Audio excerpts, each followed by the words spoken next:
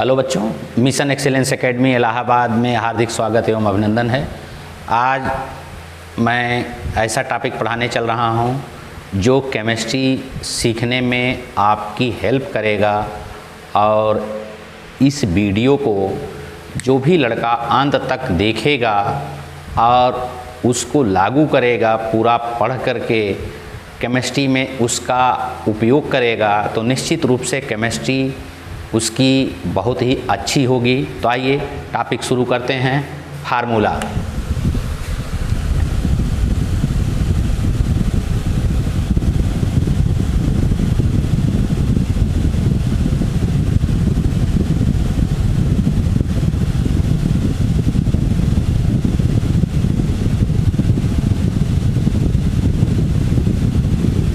ये सूत्र है,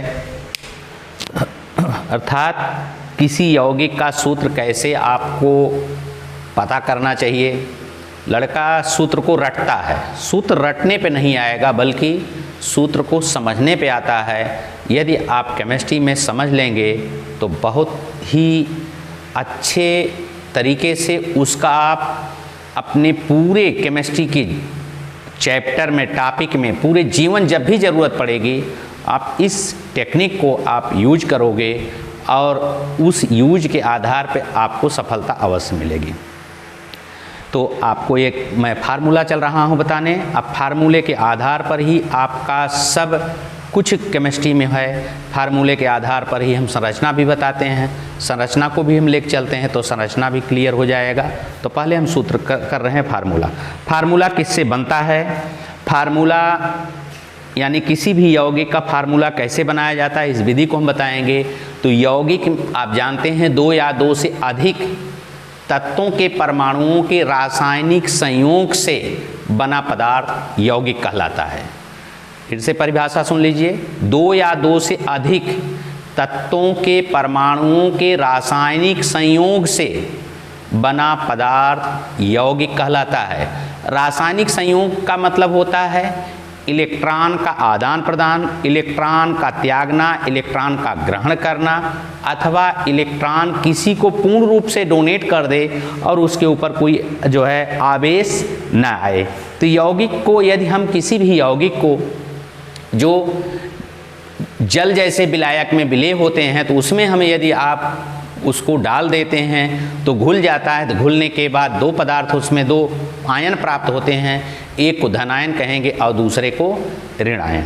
तो आइए पहले हम धनायन की चर्चा करते हैं।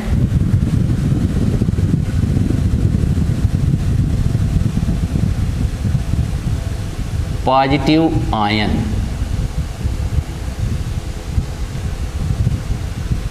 ये H+ हो गया। H को हम कहते हैं हाइड्रोजन, इसे भी हम हाइड्रोजन ही कहेंगे। क्या कहेंगे? Hydrogen. Li+ lithium, Na+ sodium, K+ potassium, Cs+ caesium,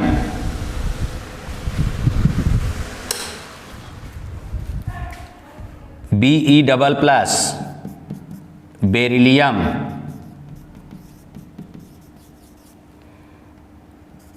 Mg++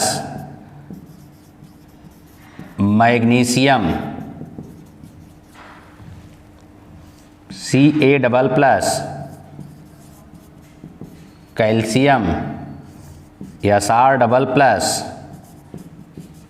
strontium,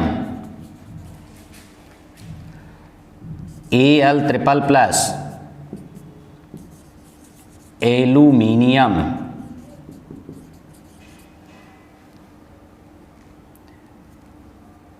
As++ arsenic.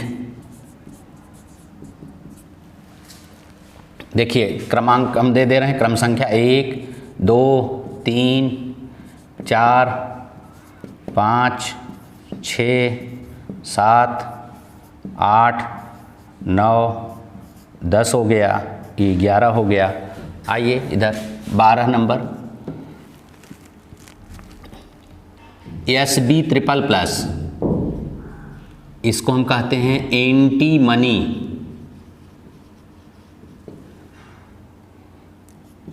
Bi++, bismuth.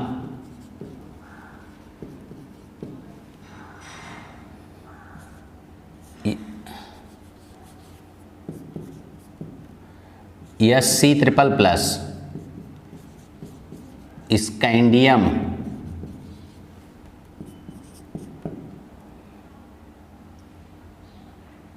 और Cr++, क्रोमियम।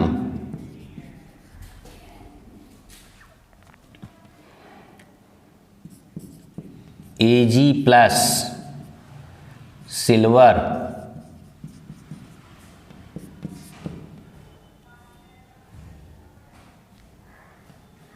NH4+,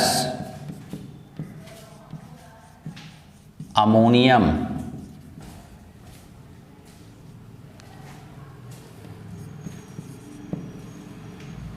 कुछ ऐसे भी आयन होते हैं जो परिवर्ती संयोजकता देते हैं। क्या देते हैं? परिवर्ती संयोजकता देते हैं। हम उनको भी बताएंगे।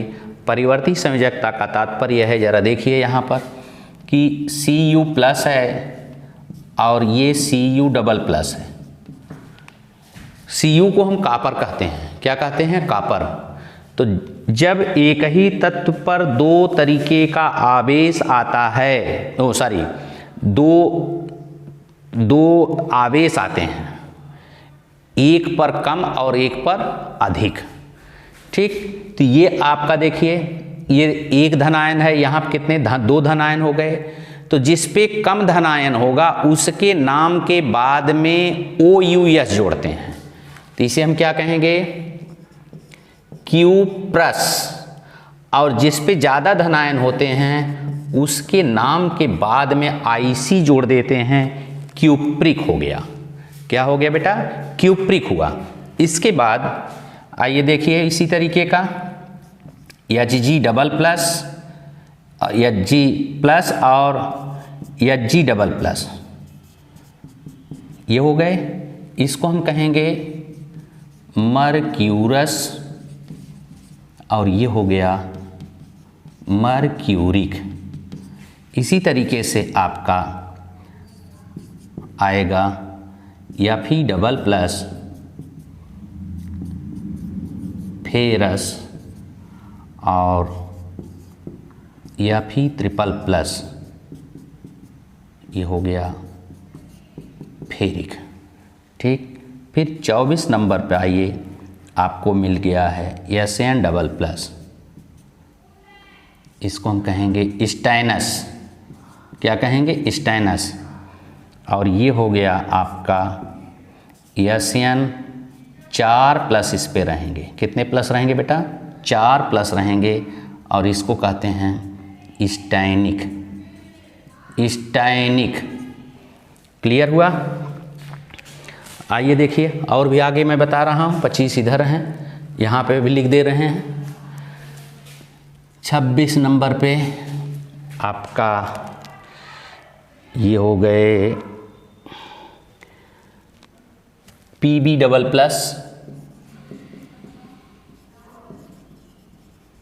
प्लम्बस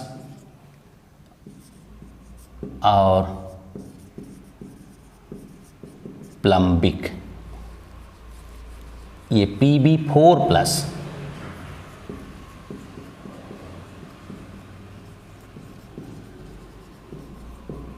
प्लम्बिक। ऐसे ही आप ले चलेंगे।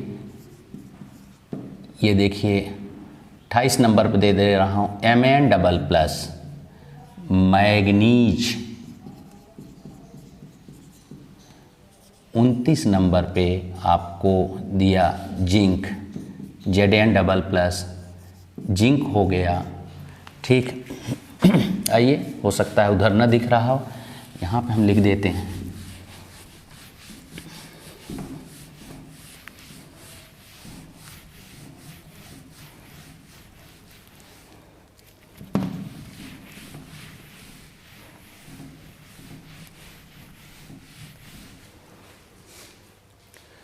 तो ये हो गया 30 नंबर पे आपका कोबाल्ट, CO++, कोबाल्ट। और 31 नंबर पर हो गया आपका Ni++, निकेल। तो हमने आपको 31 धनायन बताया, ठीक। अब इसी तरीके से हम चलेंगे ऋणायन पर। किस पे चलेंगे? ऋणायन चलेंगे बेटा। जब ऋणायन लिखेंगे तो धनायन ऋणायन के आधार पर ही सूत्र बनाया जाएगा।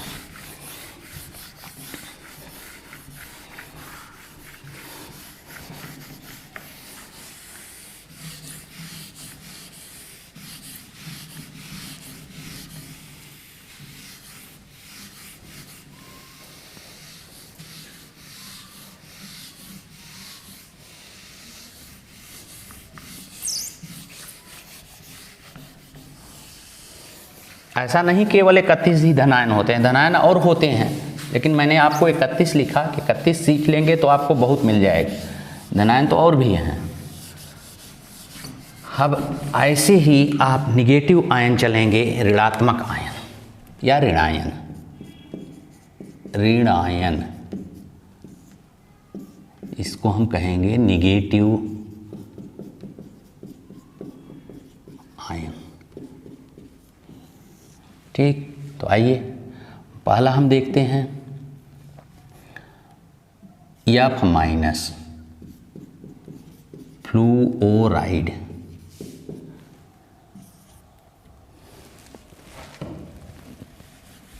नंबर 2 पे Cl- क्लोराइड। नंबर 3 पर Br- bromide. I- iodide. ClO3 single minus chlorate. BrO3 single minus bromate. IO3 single minus iodate. Cn- cyanide. Cn2 cyanamide.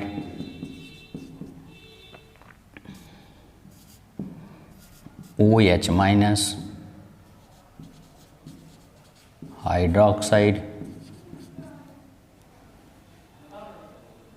Hydroxide O-, oxide. O2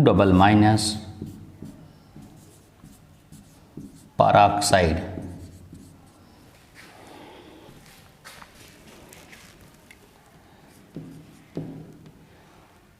CO3 single double minus carbonate.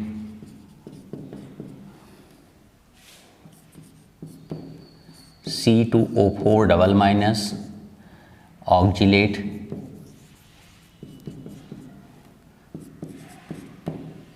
CH3COO single minus acetate.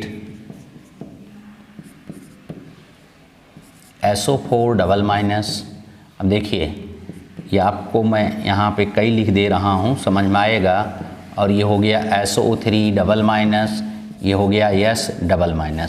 इन तीनों पर ये लिखा गया है कि यहाँ SO4 है, oxygen 4 है, यहाँ कितने ऑक्सीजन 3 है, यहाँ कितना है एब्सेंट ऑक्सीजन है।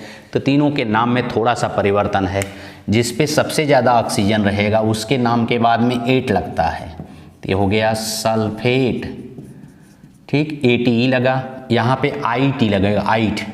ये हो गया सल्फाइट, ठीक। और AIDE लगेगा तो ये हो जाएगा सल्फाइड। इसी तरीके से NO3 सिंगल माइनस और ये हो गया NO2 सिंगल माइनस, और ये इधर आ गया N ट्रिपल माइनस। इसको हम कहेंगे नाइट्रेट, इसे क्या कहेंगे नाइट्राइट, इसे क्या कहेंगे नाइट्राइड। और फिर आपका आया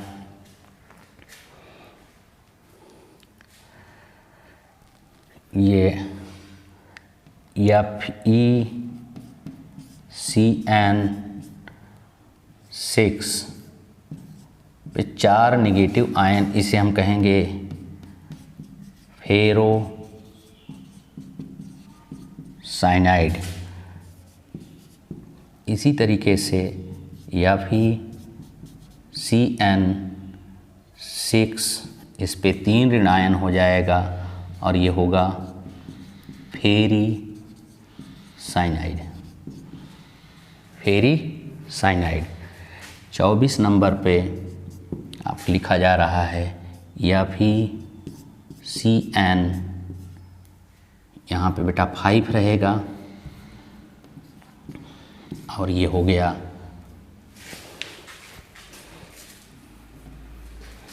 यहाँ NO रहेगा और इस पे 2 माइनस रहेंगे। अब इसको लिखा जाएगा नाइट्रोप्रोसाइड, नाइट्रोप्रोसाइड।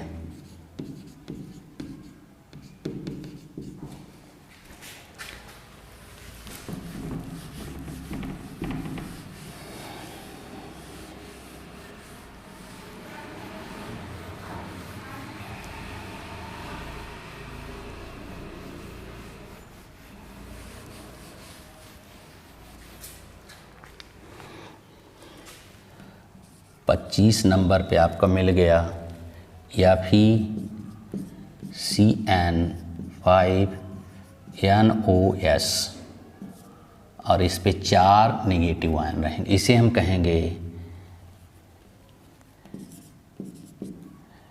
हम कहेंगे थायो अथवा सल्फो नाइट्रोप्रोसाइड। 26 नंबर पे आपको मिलेगा, बहुत सारे ऐसे निगेटिव हैं, कुछ ही मैं दे रहा हूँ। यहाँ पे PO4 triple minus phosphate,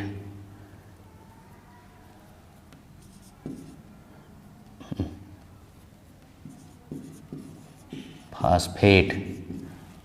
27 number पर PO3 ट्रिपल माइनस। ज़रा देखिए यही रूल यहाँ पे भी लागू होगा, तो आइट लग जाएगा, ये फास्फाइट होगा, फास्फाइट। और ये हो जाएगा P ट्रिपल माइनस फास्फाइड,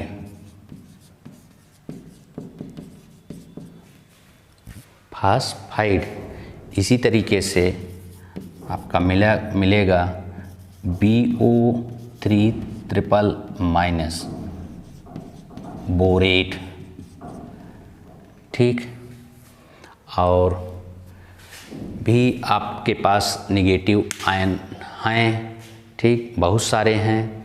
इस तरीके से ये चीज़ें आएंगी और साथ में ही आप और भी देख सकते हैं निगेटिव आयन। तो हमने 29 लिखा, कितना लिखा 29 लिखा। अब 29 के आधार पर ही ज़रा देखिए यहाँ पे हम और 1-2 लिख दे रहे हैं, 30 हो गए।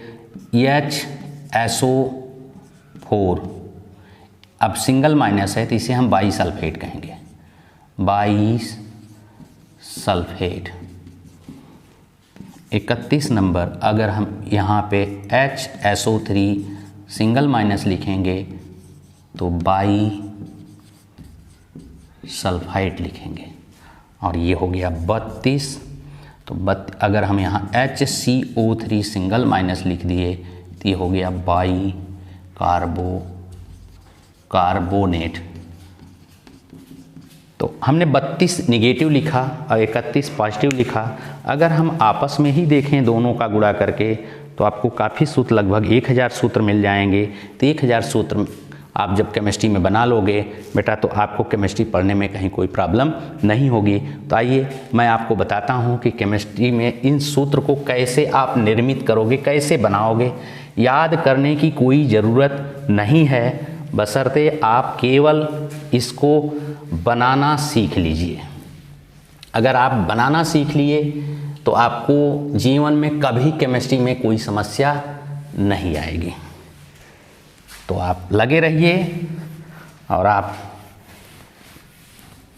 फार्मूले बनाने का भरपूर आनंद लीजिए। एक आप इसको इस तरीके से करिए कि आप एक गेम खेल रहे हैं और गेम जब खेलेंगे तो कौन कितना धनायन और ऋणायन बना सकता है, इस चीज़ को माने रखता है। आइए अब हम सूत्र कैसे बनाते हैं। हमने लिया एक पॉजिटिव और एक निगेटिव। सूत्र बनाते समय ये ध्यान देना है कि धनायन और ऋणायन की संख्या को हम बराबर करते हैं। क्या करते हैं? धनायन और ऋणायन की संख्या को हम बराबर करते हैं। तो जब बराबर करेंगे, अगर वो बराबर नहीं हैं तो उनको बराबर किया जाता है। कैसे बराबर किया जाएगा, इस चीज़ को आपको ध्यान देना है। यही मैं आपको नियम बताऊंगा। यहाँ देखिए सोडियम पे एक धनायन है और क्लोरीन पे एक ऋणायन है।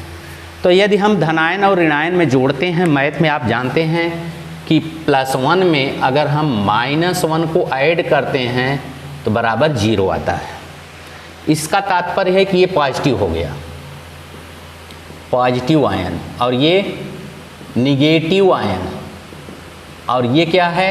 न्यूट्रलाइज, न्यूट्रल, अर्थात ये कंपाउंड हो गए। तो कंपाउंड पे कोई आवेश नहीं होता है, कोई आवेश नहीं होता है, ये ध्यान देना है। अगर उस पे आवेश है तो कंपाउंड नहीं है बल्कि वो क्या है? आयन है। तो आइए देखिए +1 में -1 को ऐड करेंगे तो 0 आएगा, और हमको सदैव कंपाउंड में उनके आयन की संख्या का योगफल 0 लेके आना है। कितना ले आना? 0 लेके आना है। तो +1 में -1 ऐड करेंगे 0 हो जाएगा, अर्थात प्लस और माइनस कैंसिल हो जाएंगे। बचेगा क्या? Na बचेगा। ये हो गया Na, और दूसरा बच गया Cl, इसका नाम हो गया सोडियम क्लोराइड। क्या नाम हो गया बेटा? Sodium chloride. ठीक इसी तरीके से आइए देखिए Na+ ले लिए, और अब हम दूसरा निगेटिव ले रहे हैं SO4 डबल माइनस।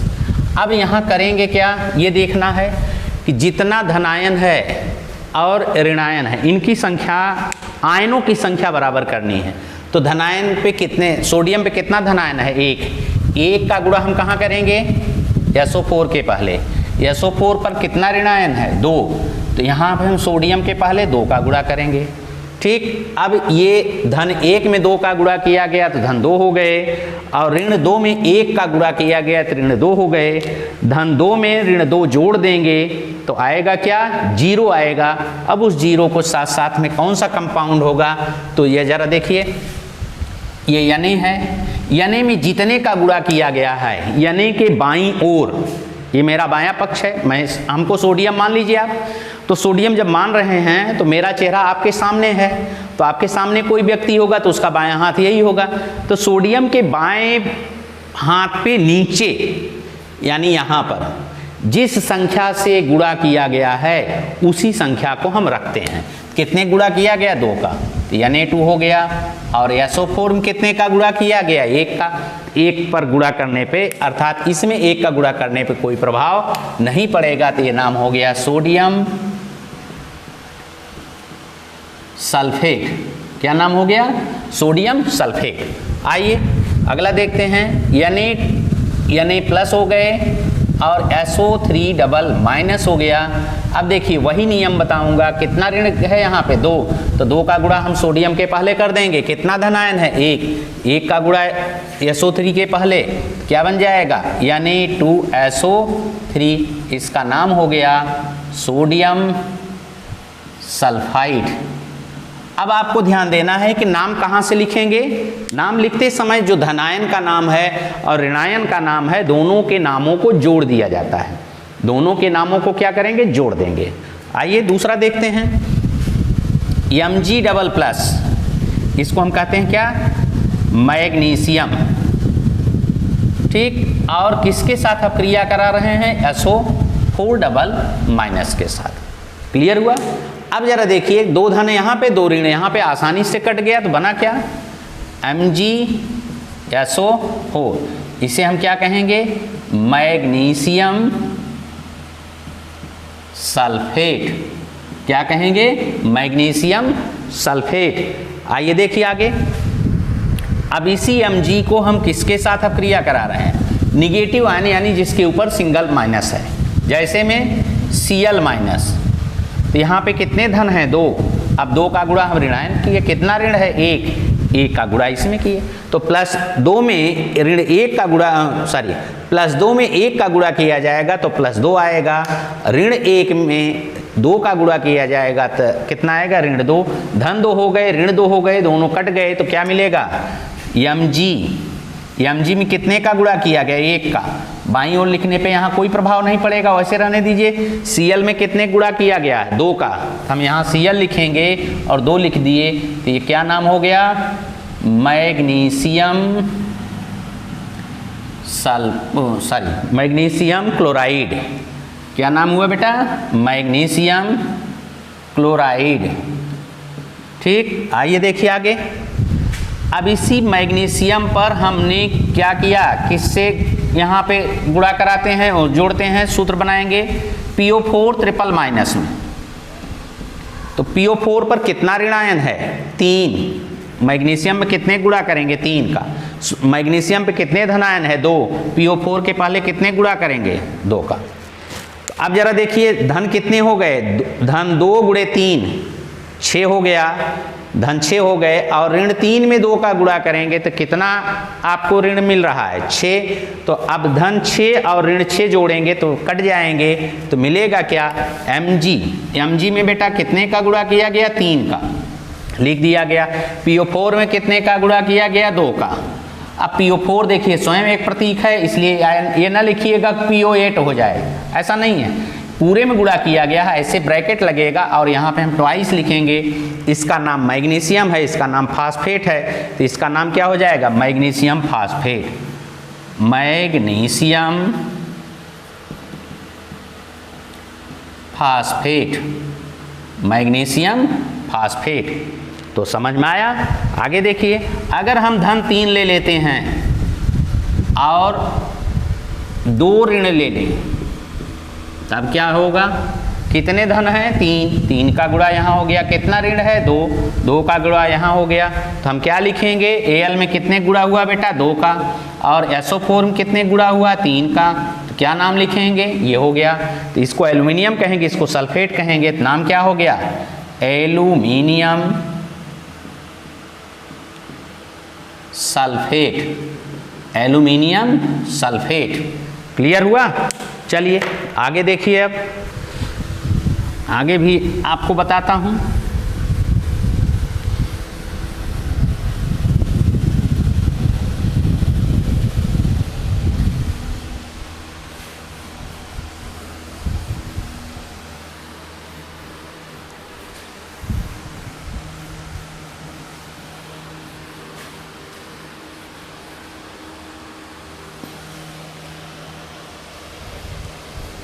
ये किसी भी क्लास का लड़का इसको समझ सकता है, इसको पढ़ सकता है।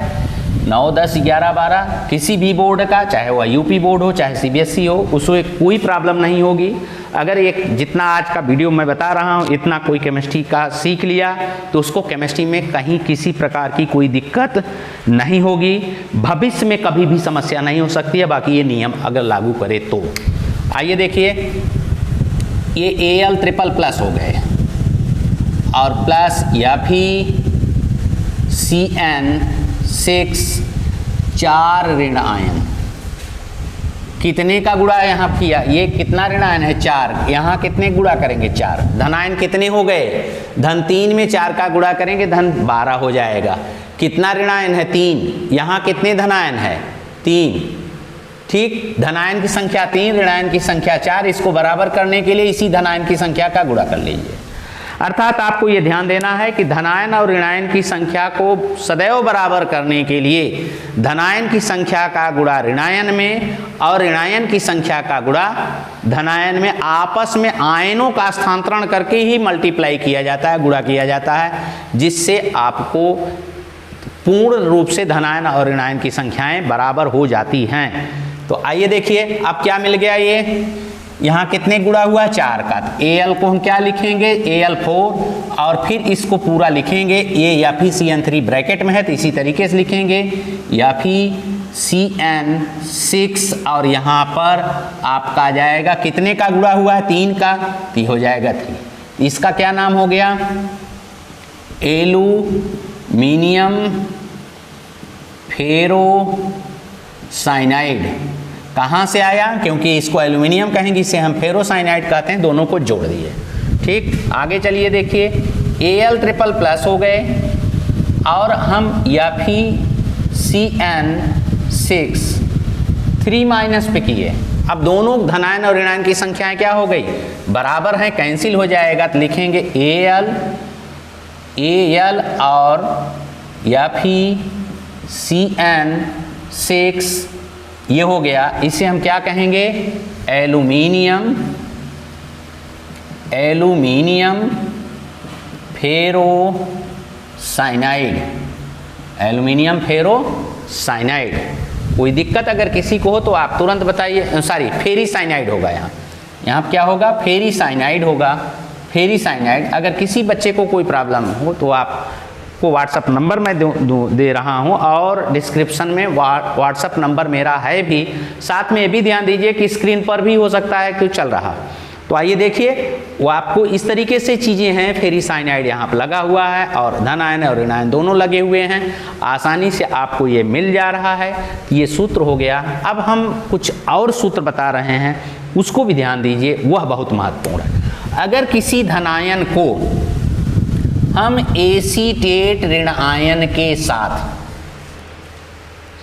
जोड़ते हैं तो यहाँ पे थोड़ा सा सारे नियम वही हैं, जोड़ना भी सही है, धनायन ऋणायन की संख्या को बराबर भी करना उसी तरीके से है। बस एक बात को ध्यान देना है, केवल एक बात को ध्यान देना है कि सूत्र लिखते समय एसीटेट को हम पहले लिखते हैं, इस निगेटिव को हम पहले लिखेंगे और ये हो जाएगा CH3COO, ठीक। यानी कितना है 1 है, तो यहाँ पे यानी लिख दिए और ये नाम हो गया सोडियम एसीटेट, सोडियम एसीटेट। केवल एसीटेट के सूत्र में लिखते समय यही आपको ध्यान देना है कि एसीटेट ऋणायन को हम पहले लिखते हैं। आगे देखिए Al++ के साथ हम क्रिया करा दे रहे हैं, CH3COO सिंगल माइनस। अब जरा देखिए Al पे 3 धन है, एसीटेट पे 1 ऋणायन है, तो 1 का गुणा यहाँ कर दिए, यहाँ पे कितने का 3 का गुणा करेंगे और दोनों के आयन बराबर हो गए, तो लिखेंगे क्या यहाँ पे CH3COO कितने का गुणा किया गया 3 का, 3 लिखेंगे, Al लिखेंगे, तो इसका नाम हो गया एल्यूमिनियम सल्फेट। यानी केवल सूत्र लिखने में ही उल्टा है, नाम लिखा जाएगा सीधे, नाम पहले धनायन का लिखेंगे फिर ऋणायन का, लेकिन सूत्र लिखते समय पहले हम ऋणायन लिखते हैं फिर धनायन। किस में लिखेंगे, केवल एसीटेट में, केवल एसीटेट में। अब आइए देखिए, इस तरीके से बेटा अगर हम एक धनायन को उठाते हैं, यानी एक धनायन के साथ आपको 32 ऋणायन दिए गए हैं, 32 ऋणायन के साथ अगर सूत्र बनाएंगे तो आपको 32 सूत्र मिलेंगे। क्लियर हुआ। अब हम दूसरा धनायन लेते हैं, फिर 32 ऋणायन के साथ अब क्रिया कराएंगे, तो कुल सूत्र कितने हो गए 64 हो गए। इसी तरीके से 31 बार बेटा मैं सूत्र धनायन का लूंगा और 31 बार आपको 32 ऋणायन के साथ अब क्रिया कराई जाएगी, तो क्या सूत्र मिलेगा 32 गुणे 31, यानी कुल सूत्र कितने हो जाएंगे, कुल सूत्र बराबर कितने होंगे 31 गुणे 32। तो क्लियर हुआ, ये जान जाइए। इतना आपको ये चीज़ें मिल गई, यानी आप जब गुणा करेंगे तो 32 के 32 का 2 हासिल 3 हो गया। अब 32 तिहाई आपको कितना मिला? 96। और 96 और 3 ये आ गया 992। यानी ये आपका कितने सूत्र हैं? 992 सूत्र। 992 सूत्र को जब आप बनाएंगे बेटा तो आपको किसी तरीके से कोई दिक्कत नहीं होनी चाहिए, क्योंकि 992 लगभग 1000 हमने बताया। 1000 सूत्र जब आप बना लिए तो केमिस्ट्री में आपको 1000 सूत्र की जब जानकारी हो गई तो आपको फिर केमिस्ट्री का कोई भी किताब या कोई भी टीचर आपको फेल नहीं कर सकता। ये कहा जाए कि नहीं केमिस्ट्री मुझे समझ में नहीं आती, केमिस्ट्री बिल्कुल आपको समझ में आएगी, तब बिल्कुल समझ में आएगी। किसी तरीके की कोई दिक्कत नहीं होगी, किसी बच्चे को कोई दिक्कत नहीं होगी। अगर कोई दिक्कत होगी भी तो मैंने बताया ना कि मेरे व्हाट्सएप नंबर पर आप अवश्य व्हाट्सएप करिए अपनी समस्या का और उसका समाधान किया जाएगा। और मैं लाइव क्लास भी लेता हूँ। इंटरमीडिएट का 12th का क्लास मेरा शाम को 8 से 9 है। 10th का क्लास आपका 6 से 7 है। 11th का भी क्लास जल्दी ही एक आध दिन में शुरू कर दूंगा, 11th के बच्चों को भी, और सारी चीज़ें हैं। अब इसी के बाद बेसिक में ही ये आपको सूत्र हो गए। बेसिक में ही हम आपको बताते हैं अणुभार कैसे निकाला जाता है। अणुभार किसी भी यौगिक का अणुभार निकालना है तो अणुभार बराबर होगा यौगिक में उपस्थित तत्वों के परमाणु भार का योगफल। ये आपका सूत्र हो गया। क्लियर हुआ? अब आइए देखिए, अगर हमको निकालना है NaCl का अणुभार, तो NaCl में कौन कौन से तत्व हैं? सोडियम है, साथ में कौन सा है? क्लोरीन है।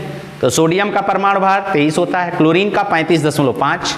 आसानी से हम उसको लिख करके जोड़ देंगे तो मिल जाएगा आपका 23 धन 35.5 बराबर 58.5। यानी सोडियम क्लोराइड, जिसे हम साधारण लवण कहते हैं, सिंपल साल्ट कहा जाता है, जो हमारे यहाँ और सभी के यहाँ किचन में आपको उपलब्ध मिलेगा, जिसको हम स्वाद बढ़ाने के लिए अपने भोज्य पदार्थों में मिलाते हैं। ठीक सफ़ेद रंग का चूर्ण होता है और क्रिस्टल भी होते हैं। अब शहर वगैरह में अब तो सब टाटा साल्ट खा रहे हैं, वो बारीक होता है।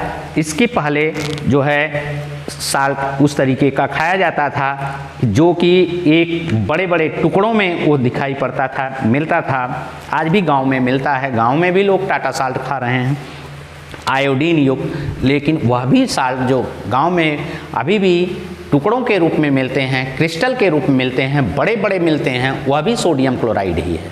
ठीक, तो उसका सूत्र ये सोडियम क्लोराइड हो गया। और मिला क्या अणुभार? 58.5। आगे देखिए, अब हम निकालते हैं Na2SO4 का, इसको सोडियम सल्फेट कहेंगे। इसका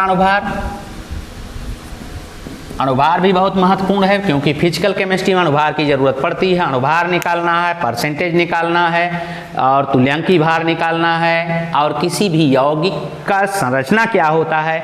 यदि आपको केमिस्ट्री में इतना टॉपिक मिल गया तो आसानी से आपको पूरी केमिस्ट्री आपकी तैयार हो गई, पूरी केमिस्ट्री तैयार हो गई। मैं तो कहता हूँ कि मेरे चैनल से जो भी लड़का जुड़ा हुआ है, जो भी लड़का है और मेरे द्वारा बताए गए नियमों का पालन करता है, मेरे द्वारा बताए गए कॉन्सेप्ट को लागू करता है, वह कॉन्सेप्ट की तरफ पढ़ता है, उस तरीके से चलेगा, तो मैं गारंटी लेता हूँ, स्टाम्प पेपर पर लिख करके मैं गारंटी लेने की बात कर रहा हूँ, उसको 90+ नंबर ही रहेगा।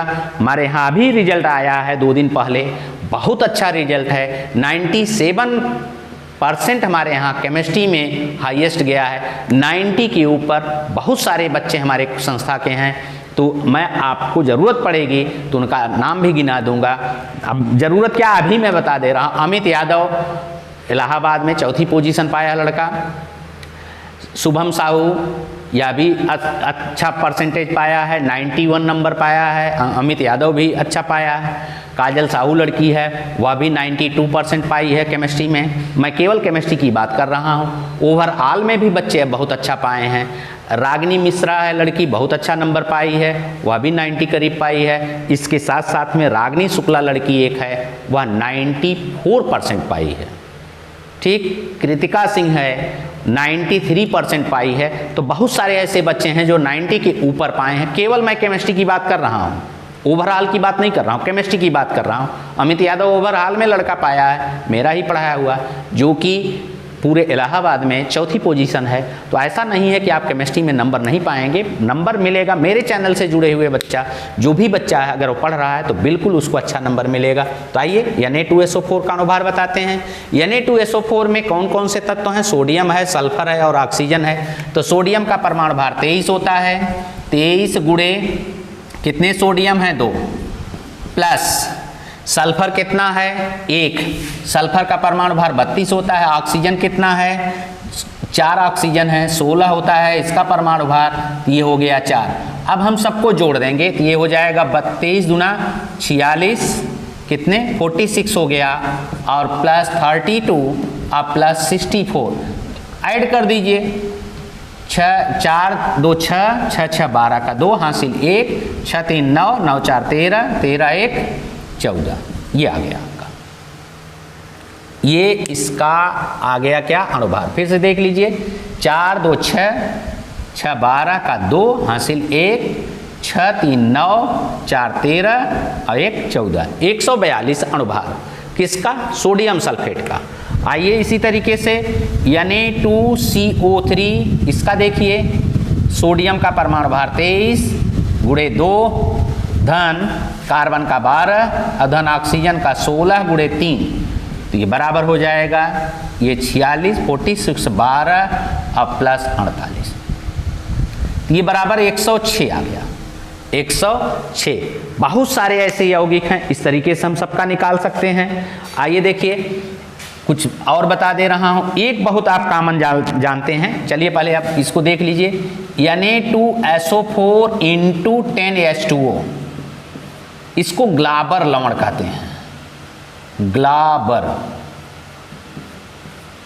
लवण।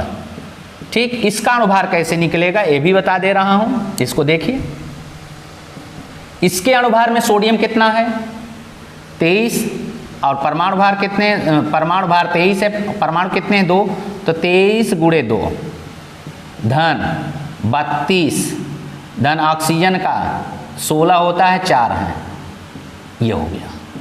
प्लस आगे देखिए, यहाँ पे ये जल है, जल का अणुभार 18 होता है, यानी हाइड्रोजन का 1 और 2 का गुणा तो 2 हो गए, और 16 ऑक्सीजन का, तो 16 2 18 और 10 का गुणा होगा तो कितने हो जाएंगे?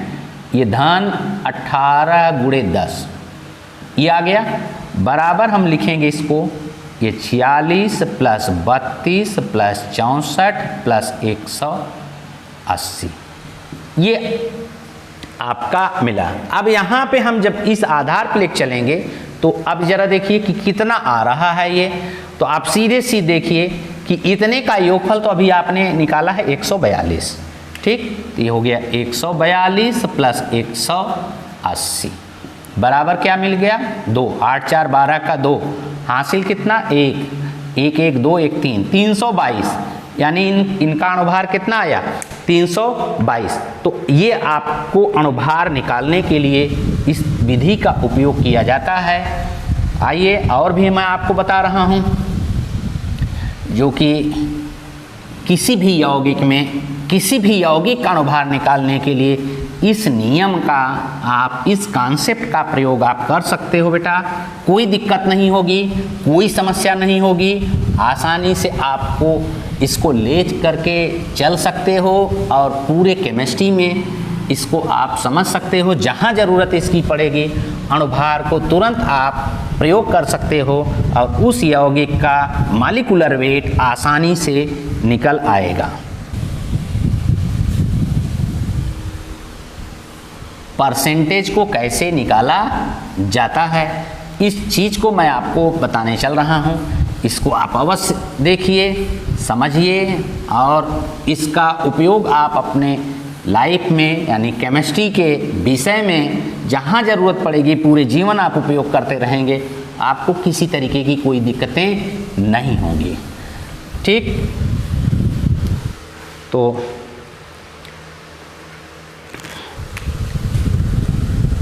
तत्व की प्रतिशतता,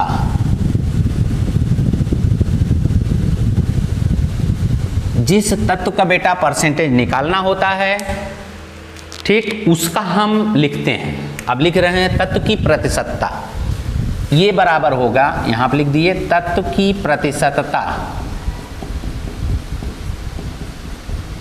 बराबर तत्व का परमाणु भार बटे यौगिक का अणुभार और गुणे 100। अब जरा यहां देखिएगा कि हो सकता है कि किसी यौगिक निकालना हो, तो यौगिक जब निकालना होगा तो इसी को हम लिख सकते हैं, अथवा यौगिक का अणुभार, यौगिक का अणुभार, ये भी ध्यान दीजिए। जैसे आपको अभी मैंने बताया जल है, क्या नाम है, पोटास एलम है, ग्लाबर लवण है, धावन सोडा है, बेकिंग सोडा है, ठीक, आपको है जिसको तुतिया कहते हैं, बहुत सारे ऐसे साल्ट हैं जिसमें आपको जल के अणु निकालने हैं। तो जल का अणु, जल एक यौगिक है, तो ऐसे में हम वहाँ उसका अणुभार लिखेंगे, यानी जल का अणुभार लिखेंगे। अब पूरे जो यौगिक है, पूरे यौगिक का अणुभार रखें। अब इन्हें समझिए कि ये यौगिक और ये यौगिक कट जाएगा, बिल्कुल नहीं, क्योंकि यहाँ पे किसका उपयोग है, यौगिक, यानी हम ऐसे यहाँ पे पदार्थ का प्रयोग कर रहे हैं जो दो और दो से अधिक यौगिक से मिलकर बने हैं, यानी डबल साल्ट जिसको कहते हैं, द्विलवण, त्रिक लवण ऐसे भी होते हैं, तो उनका हम उपयोग करते हैं। उन सब की ज़रूरत पड़ती है जो आप जो क्या नाम है, आगे यदि कोई लड़का 10 का है तो वो पढ़ेगा, 9 का है तो वो भी पढ़ेगा, तो ऐसे में हम उसका उपयोग करते हैं, जिसको कहते हैं क्रिस्टलीय अवस्था में कोई पदार्थ होता है, तो उसके लिए हम यहाँ पे इस सूत्र का प्रयोग करते हैं। तो आप इन्हें समझिएगा कि यहाँ यौगिक का अणुभार लिखा गया, यहाँ भी लिखा गया, तो दोनों कट जाएंगे, अर्थात तो गलत है, ऐसा कुछ नहीं है। आइए देखिए, अब हम बता रहे हैं CaCO3 में कार्बन की प्रतिशतता। अब कार्बन की प्रतिशतता निकालना है, किस में निकालना है, CaCO3 में, तो हम क्या लिखेंगे, तो अब यही सूत्र प्रयोग कर लीजिए, कार्बन की प्रतिशतता। तो यहाँ पे कार्बन का परमाणु भार कितना हो गया बेटा, 12 हो गए, 12 बटे क्या लिखेंगे, यौगिक का अणुभार, कैल्शियम कार्बोनेट का अणुभार लिखा जाएगा, तो इसका अणुभार 40 धन 12 धन ये 16 3 48 हो गया, जिससे हम बराबर 100 कहेंगे। ये हो गया 100, यहाँ पे 100 हो गया, गुणे 100 का सूत्र में है, ये 100 कट गए, बराबर कितना आया, 12%। क्लियर हुआ, समझ में आया। चलिए और भी बता रहा हूं, अगर इसी CaCO3 में हम कैल्शियम का परसेंटेज निकालें, कैल्शियम की प्रतिशत, परसेंटेज ऑफ कैल्शियम, तो इसका निकालेंगे, तो कैल्शियम का परमाणु भार लिखेंगे, तो परमाणु भार कितना हो गया, 40 हो गया, अणुभार कितना है कैल्शियम कार्बोनेट का, 100 हो गए, गुणे 100, ये 100 कट गया, बराबर क्या है, 40। कहेंगे सर बड़ा हल्का बता रहे हैं, हल्का इसलिए बता रहा हूं कि ये आप समझिए, बाकी गुणा भाग तो आप करेंगे, ये अभी और करा देता हूं, ये भी आ गया।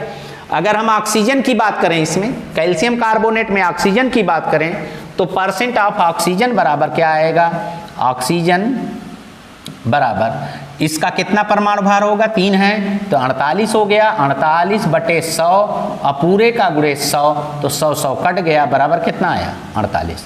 तो 48% क्या निकला, ये परसेंटेज में है, यानी सबको जोड़ेंगे तो देखिए तीनों तत्व का निकाल दिया, सबको जोड़ दिया गया, तो मिला क्या, 100 मिल गया। 100 का गुणा इसीलिए किया गया को प्रतिशत में है, कितना में है? प्रतिशत में। चलिए अब आगे और भी बता रहा हूँ ताकि खूब अच्छी तरीके से आप समझ लीजिए और इसका उपयोग करिए। खूब समझ करके ही इसका उपयोग करिए। ये चीज़ें मैं आपको जो बताने चल रहा हूँ या बता रहा हूँ, ये सब जनरल है, सामान्य है। जिसको बच्चा नहीं समझता है, टीचर भी बताते हैं हल्के फुल्के में और वह आप उसका उपयोग नहीं कर पाते हो। दिक्कत ये होती है कि आपको समझ में नहीं आता। सबसे ज़्यादा इम्पॉर्टेंट उसमें सूत्र है। सूत्र आएगा तभी आप निकाल सकते हैं। सूत्र नहीं अगर आपको मालूम है तो आप कुछ नहीं निकाल पाओगे, ये मैं गारंटी ले रहा हूँ। केमिस्ट्री पढ़ना है तो दो ही चीज़ें आपको मुख्य है, एक सूत्र और दूसरी संरचना। वो भी मैं आप बता रहा हूँ, आज ही बताऊँगा, इसी वीडियो में बताऊँगा। केमिस्ट्री का पूरा बेसिक मैं इसमें दे रहा हूँ। आइए, Na2SO4 इंटू 10H2O में H2O की प्रतिशतता ज्ञात करना। ज्ञात कीजिए, प्रतिशतता ज्ञात कीजिए, ये सवाल है। ठीक, अब आप लिखेंगे H2O की प्रतिशतता बराबर,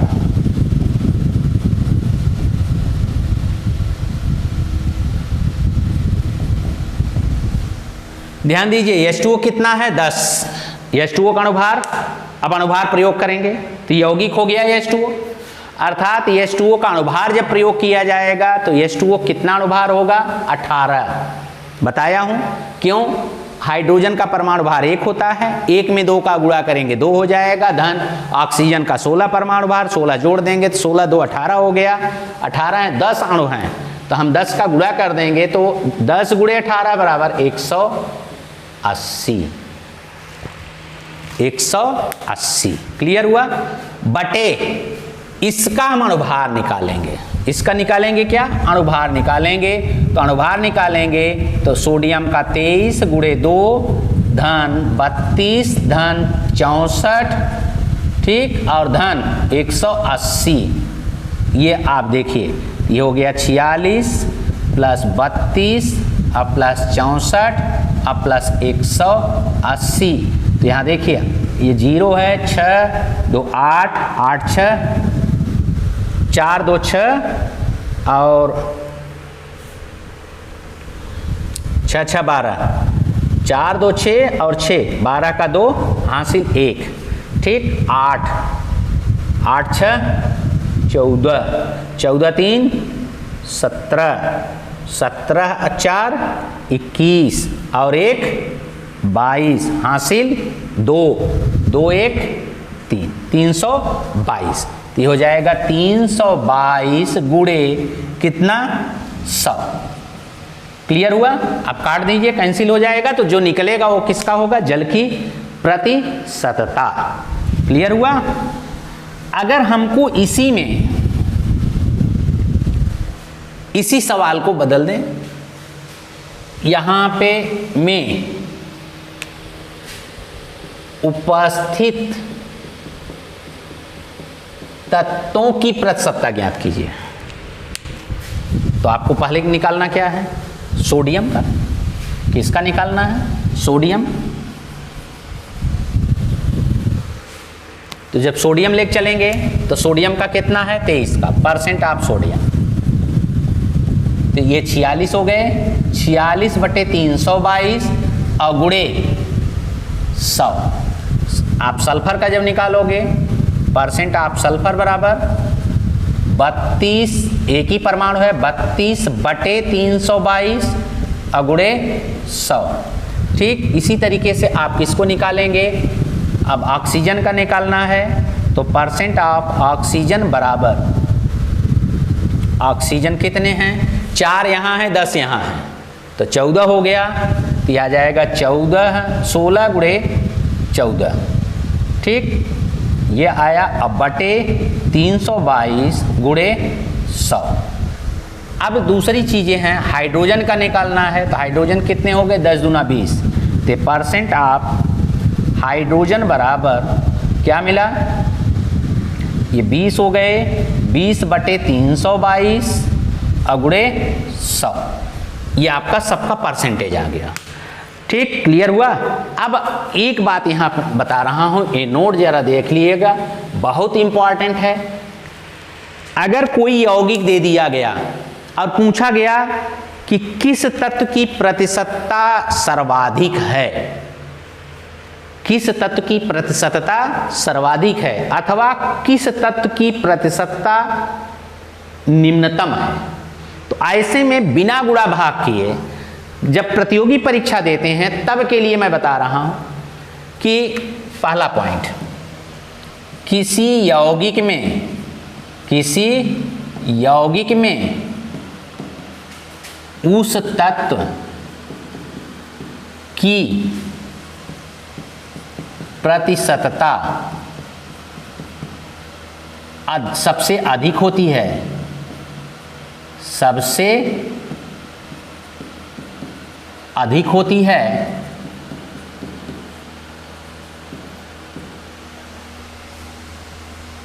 यौगिक में जिस तत्व का परमाणु भार का योग अधिक होगा, अधिक होगा। क्लियर हुआ? किसी यौगिक में उस तत्व की प्रतिशतता सबसे अधिक होती है। ठीक, यौगिक में जिस तत्व का परमाणु भार का योग अधिक होगा। यानी इस चीज को आप समझिए कि यदि किसी यौगिक में पूछा जाए किस तत्व की प्रतिशतता सबसे अधिक है, किसी यौगिक में उस तत्व की प्रतिशतता सबसे अधिक होती है यौगिक में जिस तत्व का परमाणु भार का योग सबसे अधिक होगा। यहाँ लिख दे रहे हैं अधिक क्या, सबसे अधिक, सबसे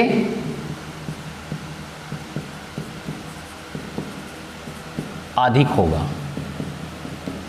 दूसरा पॉइंट, किसी यौगिक में उस तत्व की प्रतिशतता सबसे कम होती है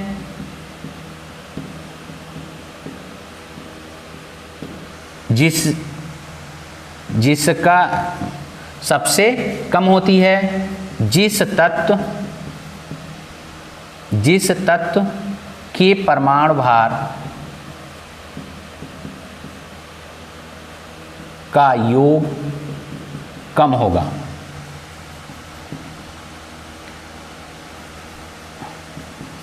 सबसे न्यूनतम होता है।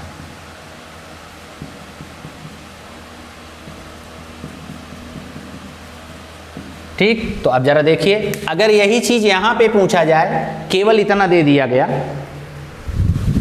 देखिए इसी सवाल को मैं यहां सॉल्व कर दे रहा हूं जो प्रतियोगी परीक्षा में पूछा जाता है। पूछा गया कि Na2SO4 × 10H2O में सबसे अधिक किस तत्व की प्रतिशतता सबसे अधिक होगी। एक मिनट रुक जाइए, पूरा लिख दे रहा हूं, पूरा सवाल लिख दे रहा हूं। प्रश्न है Na2SO4 × 10H2O में सर्वाधिक प्रतिशतता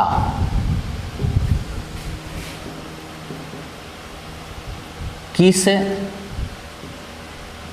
तत्व की होगी। ये क्वेश्चन है। तो देखिए, अब इसी आधार पे सबसे अधिक किसका होगा, जिसका अणुभार सबसे ज़्यादा होगा। तो सबसे ज़्यादा अणुभार किसका होगा, सोडियम का 46 है, सल्फर का 32 है, हाइड्रोजन का 20 है और ऑक्सीजन का 14 × 16। यानी 16 चौका 64, 160 में 64 जोड़ देंगे तो आपको कितना मिल जाएगा? 224। 160 में 64 आप जोड़ेंगे तो आपको मिलेगा कितना बेटा? 224। 224 किसका है? ऑक्सीजन का है। तो सबसे अधिक किसका होगा? मैंने बताया है किसी यौगिक में उस तत्व की प्रतिशतता सबसे अधिक होती है यौगिक में जिस तत्व का परमाणु भार का योग सबसे अधिक होगा। तो इस यौगिक में सबसे अधिक किस तत्व का परमाणु भार है? ऑक्सीजन का। तो सबसे अधिक किसका हो गया? आंसर में आपको मिल गया, कुछ नहीं लिखना पड़ना है, सीधे देख लीजिए आंसर में किसका हो गया? सबसे अधिक प्रतिशतता ऑक्सीजन तत्व की होगी, ऑक्सीजन तत्व की होगी। और अभी मैंने आपको बताया भी है, निकाल कर आप देखेंगे भी तो आपको सबसे ज़्यादा मिलेगा। ये पहला हो गया। अगर पूछा जाए कि सबसे कम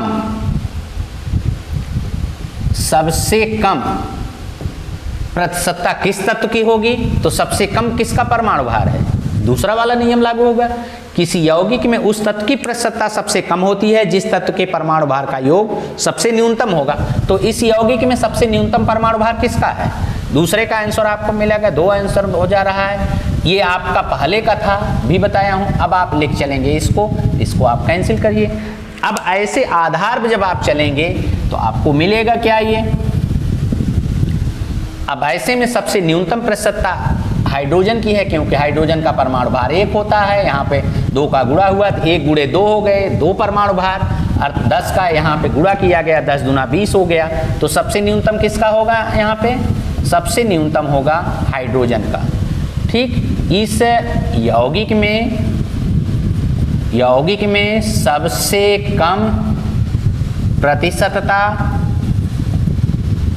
सबसे कम प्रतिशतता हाइड्रोजन तत्व की होगी। तो मैं उम्मीद करूंगा कि आपको प्रतिशतता भी ज्ञात करना आ गया होगा। और अगर नहीं आए हैं तो आप प्रयास करिए, और प्रयास के आधार पर यदि कहीं कोई दिक्कत है तो आप हमको सूचित करिए, तो हम आपको बताएंगे। ठीक, या हम 1-2 और बता दे रहे हैं, 1-2 और मैं बता दे रहा हूं ताकि आपका समझ में आपको आ जाए। तो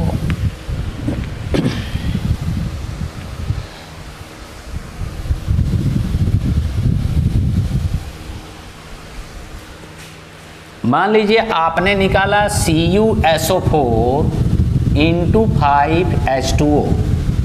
ठीक, इसे कहते हैं तुतिया। क्या कहते हैं? तुतिया। इसका परसेंटेज लिख चलना। क्लियर हुआ? अब इसमें हम इसका निकालेंगे परसेंटेज किसका? जल का। ठीक, किसका निकालेंगे? जल का। और ये हो गया आपका में H2O की प्रतिशतता ज्ञात कीजिए। प्रतिशतता ज्ञात कीजिए।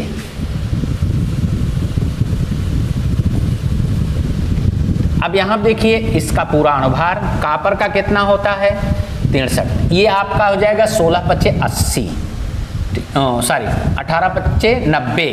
तो ये हो गया H2O की प्रतिशतता बराबर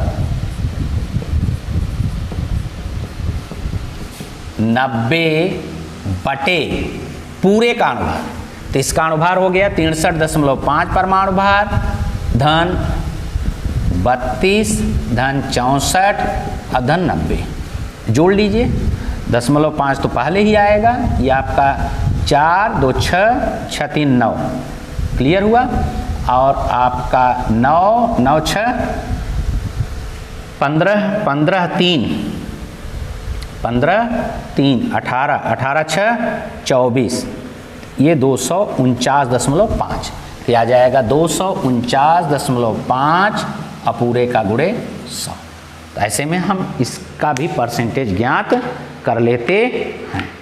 ठीक, आइए अब हम चर्चा करते हैं तुल्यांकी भार की।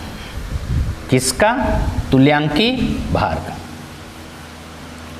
तो तुल्यांकी भार तत्व का भी ज्ञात करना होता है, तुल्यांकी भार आयन का भी ज्ञात करना होता है, तुल्यांकी भार यौगिक का भी ज्ञात करना होता है, तुल्यांकी भार अम्ल का भी निकालना होता है, तुल्यांकी भार क्षार का भी निकालना होता है। तो हम क्रम से सबकी चर्चा करेंगे यहाँ पे, और पूरी की चर्चा कर दे रहे हैं ताकि आप तुल्यांकी भार भी ज्ञात करना जान जाएं। तो आइए तुल्यांकी भार की चर्चा करते हैं।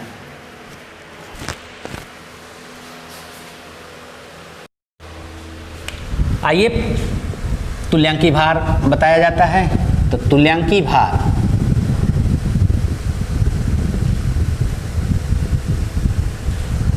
अब आपको निकालना है तत्व का तुल्यांकी भार, तत्व का तुल्यांकी भार। तत्व का तुल्यांकी भार बराबर होता है तत्व का परमाणु भार बटे तत्व की संयोजकता। ठीक, जैसे अब आपको सोडियम का तुल्यांकी भार निकालना है। किसका? सोडियम का तुल्यांकी भार। अब सोडियम का परमाणु भार कितना? 23। सोडियम के सोडियम का परमाणु क्रमांक 11 होता है। इसका इलेक्ट्रॉनिक विन्यास करेंगे 281। तो बाह्य कोश में उपस्थित तत्व की बाह्य कोश में उपस्थित इलेक्ट्रॉन की संख्या संयोजकता कहलाएगी। 1 का भाग दे दिए, बराबर आ गया 23। ठीक, ये तो मैंने बताया कि ऐसे निकालने जाते हैं, अर्थात उनके परमाणु क्रमांक के आधार पर ही उनकी संयोजकता निर्धारित होती है। दूसरा देख लीजिए, अगर मैग्नीशियम ले लिए तो मैग्नीशियम का परमाणु भार 24, इसकी संयोजकता 2 होती है, तो कट जाएगा, बराबर कितना आएगा? 12। कैल्शियम का परमाणु भार 40 होता है और 2 इसकी संयोजकता है, 2 का भाग दे देंगे तो 20 हो जाएगा। तो ये इनका तुल्यांकी भार हो गया। ऐसे हम बहुत सारे तत्व हैं, सभी तत्वों का तुल्यांकी भार निकाल सकते हैं, बशर्ते तत्व का परमाणु भार और उनकी संयोजकता आपको ज्ञात होनी चाहिए। तो इस आधार पर हम इनके तुल्यांकी भार ज्ञात कर सकते हैं। किसके? तत्वों के। अब आइए हम आगे बताते हैं आयनों का तुल्यांकी भार। तो आयन के तुल्यांकी भार में आपको ये ज्ञात करना है कि आयन में 2 आयन होते हैं, एक धन आयन और एक ऋण आयन। तो हम आयनों में पहले लेकर चलते हैं आयनों का तुल्यांकी भार।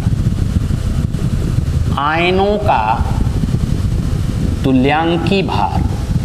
अब आयनों के तुल्यांकी भार में पहला धनायन का तुल्यांकी भार। धनायन के तुल्यांकी भार में होगा यहाँ पे धनायन का तुल्यांकी भार, धनायन का परमाणु भार,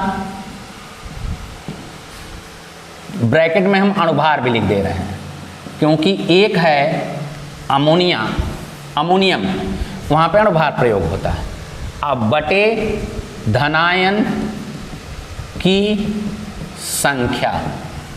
जैसे सोडियम का परमाणु भार कितना है? 23 है। सोडियम पे कितना धनायन है? 1। तो 23 में हम 1 का भाग देंगे, बराबर क्या आएगा? 23। अर्थात यह भी ध्यान देना है कि यदि उसकी संयोजकता धनायन और तत्व की संयोजकता, यानी उसी तत्व की तुल्यांकी भार और उसी तत्व के आयन का तुल्यांकी भार दोनों समान होंगे। यानी सोडियम का देख रहे हैं, सोडियम का 23 था और सोडियम धनायन का भी तुल्यांकी भार कितना है? 23 है। तो यानी कोई भी तत्व होगा उसका तुल्यांकी भार और उसके आयन के तुल्यांकी भार सदैव बराबर होंगे। ठीक, आइए देखिए Ca++ यानी कैल्शियम का परमाणु भार 40 है, 2 का भाग देंगे, 2 धनायन है तो ये बराबर 20 आ गया। कितना आया? 20। इसी तरीके से अगर हम एल्यूमिनियम लेते हैं, इस पे 3 धनायन है, एल्यूमिनियम का परमाणु भार 27 है। ठीक, और ये आपका आ जाएगा यहाँ पे अब देखिए 27 और कितने धनायन है? 3 है, इसको काट देंगे, बराबर 9 आ गया। कार्बन पे 4 धनायन होता है। कितने धनायन होते हैं? 4 धनायन होते हैं। कार्बन का परमाणु भार 12 होता है और 4 का भाग दे देंगे, कट जाएगा, बराबर 3 आएगा। क्लियर हुआ? तो ये धनायन का तुल्यांकी भार हो गया। आइए अब आगे हम चलते हैं ऋण आयन का तुल्यांकी भार।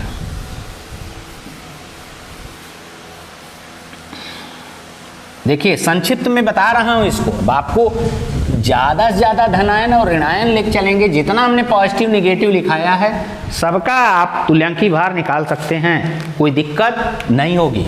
आइए ऋणायन का तुल्यांकी भार, ठीक, जैसे CO3 डबल माइनस का तुल्यांकी भार निकालना। तो ऋणायन का तुल्यांकी भार होगा, ये अभी देखिए सूत्र नहीं लिखा हूं, बहुत जल्दी कर दिया हूं। ऋणायन का तुल्यांकी भार बराबर, ये बराबर होगा ऋणायन का अणुभार। अणुभार क्यों होगा? क्योंकि परमाणु भार के योगफल, यहां ब्रैकेट कर दे रहे हैं, परमाणु भार, ठीक, बटे ऋणायन की संख्या। क्लियर हुआ? चलिए आइए, जैसे CO3 का तुल्यांकी भार ये हो गया। कार्बन का कितना होता है? 12 धन ऑक्सीजन का 16, तो 3 का गुणा करेंगे तो 48 हो जाएगा, और भागे कितना करेंगे? 2 करेंगे। कितना करेंगे? 2, और ये बराबर हो गया आपका 60, अब बटे 2 काट दीजिए, बराबर 30 आ गया। ठीक, इसी तरीके से हम SO4 डबल माइनस का करें, निकालें तुल्यांकी भार। तो सल्फर का 32 और 64, तो 32 धन 64, अब बटे कितने हैं? 2 ऋणायन है, काट दीजिए, ये हो गया 16 और ये हो गया 32, दोनों को जोड़ दीजिए तो ये मिला कितना? 48। कितना मिल गया? 48। तो ये इनका तुल्यांकी भार हो गया सल्फेट का। इसी तरीके से एसीटेट को हम ले लेते हैं। किसका लेते हैं? एसीटेट का। अगर हम Cl का निकालें तो Cl में कितने ऋणायन हैं? 1 हैं। ब्रोमीन का निकालें तो ब्रोमीन में ऋणायन 1 हैं, उनके परमाणु भार का भाग दे देंगे। तो आइए पहले हम Cl का ले लेते हैं। Cl माइनस है तो 35.5 बटे 1 बराबर यही आएगा 35.5। ब्रोमीन का परमाणु भार 80 होता है, ये हो गया 80 बटे 1 बराबर 80। आयोडीन का ये 127 होता है, 127 बटे 1 बराबर 127। Cn माइनस अगर लेते हैं तो कार्बन का 12 और धन 14 बटे 1 है, तो बराबर यही आ जाएगा कितना? 26। हमने एसीटेट की बात किया। एसीटेट देखिए CH3COO सिंगल माइनस, तो इनका आ जाएगा कार्बन का 12 धन हाइड्रोजन 3 है, 3 धन 12 धन 16 दूना 32। अब जोड़ लीजिए, 1 का भाग दे देंगे, बराबर 59 आएगा। 59 भागे 1 बराबर 59। ये निगेटिव आयन का निकला। तो जितने निगेटिव आयन मैंने आपको लिखाया है सभी ऋणायन को याद आप निकालना चाहते हैं तुल्यांकी भार तो आसानी से निकल आएगा। तत्वों के परमाणु भार को जोड़ लीजिए, उनका अणुभार निकाल लीजिए और उनके ऋणायन का भाग दे दीजिए। आइए देखिए अगला, सब उसी सूत्र से ही है। हमने पहले ही सूत्र बताया, सूत्र बहुत महत्वपूर्ण है और सूत्र आप जान जाओगे तो सब कुछ आपको मिल जाएगा। अगर सूत्र आप नहीं जान रहे हो तो नहीं मिलेगा। आइए देखिए, लवण का अणुभार बराबर लवण का तुल्यांकी भार लिख चलना, का तुल्यांकी भार बराबर लवण का अणुभार बटे धनायन अथवा ऋणायन की संख्या।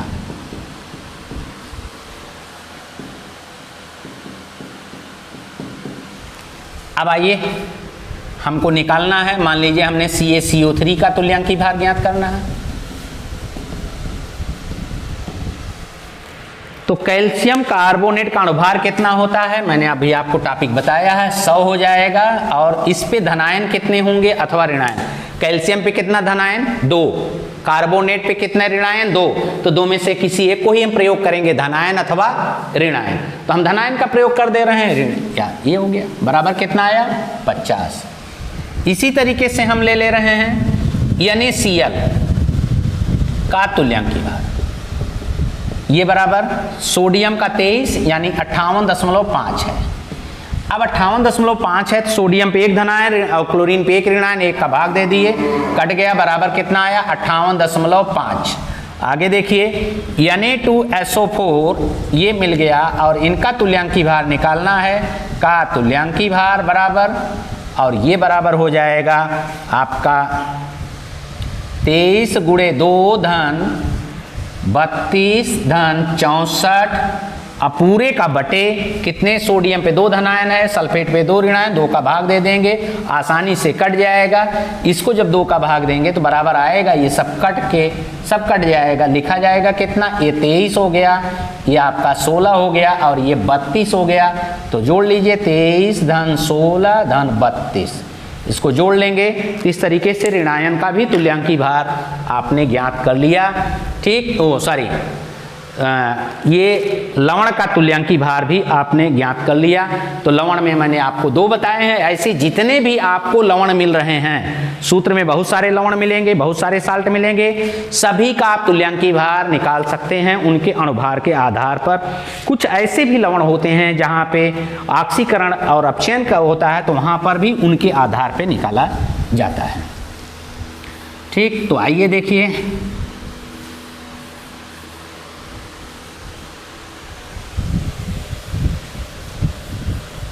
अम्ल का तुल्यांकी भार, अम्ल का तुल्यांकी भार। तो अम्ल का तुल्यांकी भार होगा बराबर अम्ल का अणुभार बटे क्षारकता। ठीक, अब HCl का तुल्यांकी भार बराबर कैसे निकलेगा, तो HCl का अणुभार रखेंगे तो हो जाएगा आपका 1 धन 35.5 बटे क्षारकता क्या होगी, किसी अम्ल में उपस्थित धन आयन की संख्या,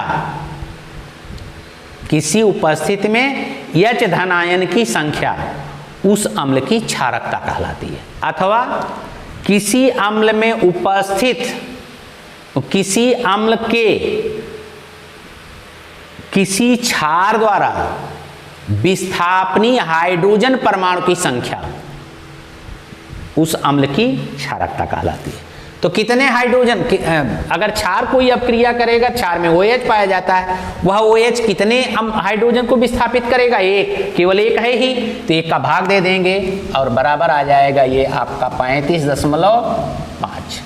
ठीक, इसी तरीके से H2SO4 है, तो H2SO4 का तुल्यांकी भार बराबर, का तुल्यांकी भार ये बराबर हो जाएगा, H2SO4 का अणुभार ले लेंगे तो ये हो जाएगा 98। अब कितने का भाग देंगे, तो कितना धन है, 2 है, 2 हाइड्रोजन धन है, अर्थात 2 इसकी क्षारकता होगी। क्यों, क्योंकि क्षार जब भी इससे अपक्रिया करेगा तो क्षार का OH ऋण आयन इसके दोनों हाइड्रोजन को विस्थापित कर देगा, तो इसके 2 के भाग दे देते हैं तो बराबर हो जाएगा 49। आगे देखिए एसिटिक अम्ल CH3COH, इसको सिरका भी कहते हैं। क्या कहते हैं, सिरका। आजकल सिरका बनाया भी जाता है, घर पर भी बना होगा, गांव में भी बनते हैं। तो ये देखिए सिरके का सूत्र CH3CO है, जिसे हम एसिटिक एसिड कहते हैं। इसका तुल्यांकी भार निकालेंगे तो क्या होगा, का तुल्यांकी भार ये बराबर इसका अणुभार कितना हो जाएगा, आप लिख चलेंगे तो इसका अणुभार 60 होगा। निकाल लीजिए, 12 3 15 और 15 12 27, 27 धन 32, 59 और 61। कितना H धन आयन होगा, एक ही हाइड्रोजन विस्थापित होगा, एक होगा, इसलिए एक का भाग दे देंगे, बराबर आ जाएगा 60। अब आप यहाँ पे देखेंगे कि ये क्यों एक ही को, हाइड्रोजन तो 4 हैं लेकिन विस्थापनी एक होगा। केवल बेटा वही विस्थापनी हाइड्रोजन होगा जो किसी ऐसे परमाणु से जुड़ा हो, जो किसी ऐसे परमाणु से जुड़ा हो जिसके ऊपर लोन पेयर इलेक्ट्रॉन हो। ये इसकी संरचना है। तो यहाँ पे यह हाइड्रोजन केवल इस ऑक्सीजन से जुड़ा है, बाकी इसके ऊपर कोई लोन पेयर इलेक्ट्रॉन नहीं। यहाँ पे लोन पेयर इलेक्ट्रॉन है, अर्थात ये इसके बॉन्ड को प्रभावित कर देगा, जिसके कारण इसकी जो है क्षारकता 1 होगी। आइए अब हम बताते हैं क्षार का तुल्यांकी भार। क्षार का तुल्यांकी भार,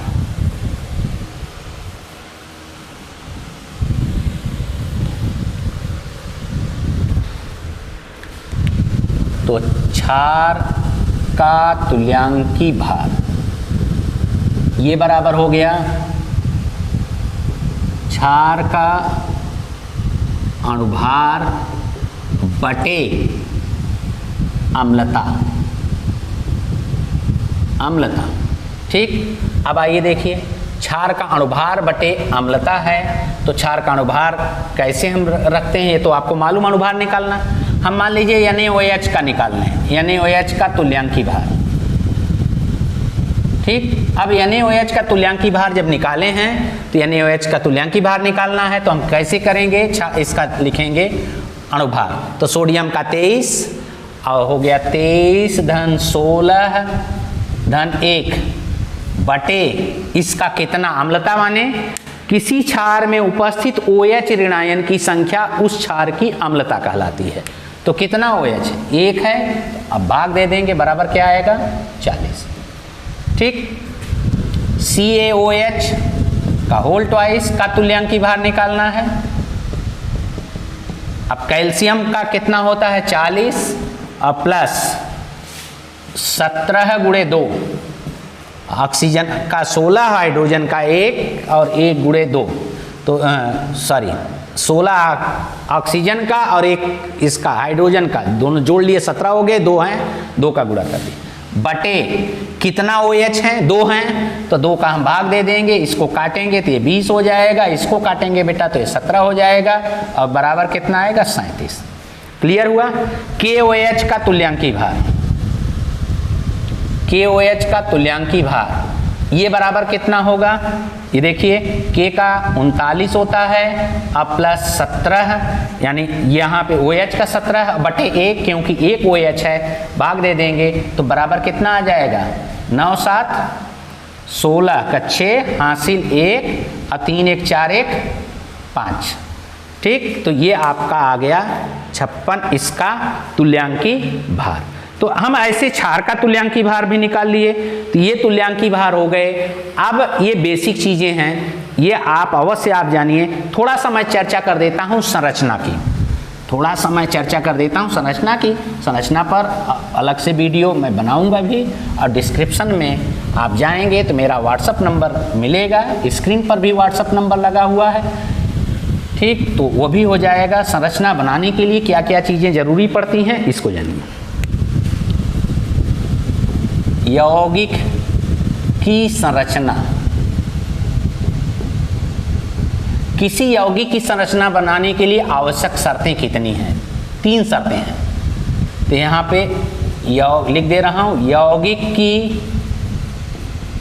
संरचना ज्ञात करने के लिए आवश्यक शर्तें, आवश्यक शर्तें। पहला,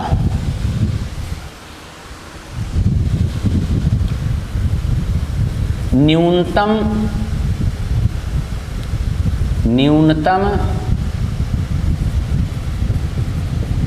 परमाणु होना चाहिए। यानी अब हम जरा 1 मिनट रुक जाइए, इसको जरा ध्यान दीजिए। आवश्यक शर्तें, क्या शर्तें हैं देखिए यहाँ पे।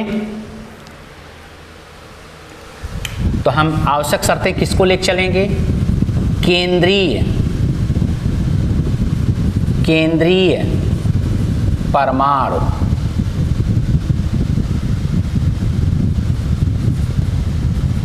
ज्ञात किया जाता है। ठीक। केंद्रीय परमाणु निम्न नियमों की सहायता से ज्ञात करते हैं।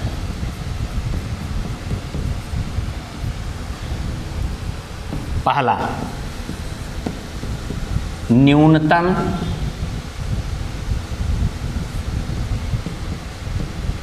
परमाणु होना चाहिए, ठीक। दूसरा, उच्चतम संयोजकता होनी चाहिए। तीसरा,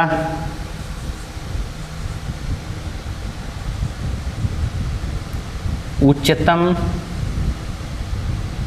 न्यूनतम परमाणु होना चाहिए, उच्चतम संयोजकता होनी चाहिए और उच्चतम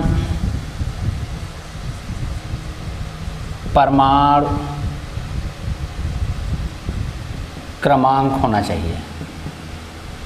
ये तीन हैं उच्चतम परमाणु क्रमांक, यानी उच्चतम परमाणु, न्यूनतम परमाणु होना चाहिए, उच्चतम संयोजकता होनी चाहिए और उच्चतम परमाणु क्रमांक होना चाहिए। इस आधार पे हम बनाते हैं संरचना। किसी भी यौगिक की संरचना बनाई जाती है। तो यौगिक की संरचना बनाने के लिए हमको इन तीन नियमों की ज़रूरत पड़ती है। हमने बनाया, जैसे हमको बनाना है H2SO4 का। H2SO4 को संरचना बनाने के लिए हम सबसे पहले केंद्रीय परमाणु खोजते हैं। क्या खोजते हैं? ये देखिए बेटा, केंद्रीय परमाणु। अब केंद्रीय परमाणु जब खोज लिए तो केंद्रीय परमाणु खोजने के लिए अब देखेंगे किसको हम केंद्र में रखते हैं। केंद्र में रखने के लिए आपको ये होना चाहिए। तो ज़रा देखिए कि तीन परमाणु हैं, हाइड्रोजन है, सल्फर है, ऑक्सीजन है, ठीक। तो इनके केंद्रीय परमाणु कितने हो गए? 2। इनके कितने, इनके परमाणु कितने हो गए? 2। सल्फर के 1 परमाणु हैं, ऑक्सीजन के 4 परमाणु हैं, हाइड्रोजन का परमाणु क्रमांक 1, सल्फर का 16 और ऑक्सीजन का 8। तो उच्चतम संयोजकता के हम न्यूनतम परमाणु की संख्या के आधार पर चलेंगे तो आपको ये मिल रहा है।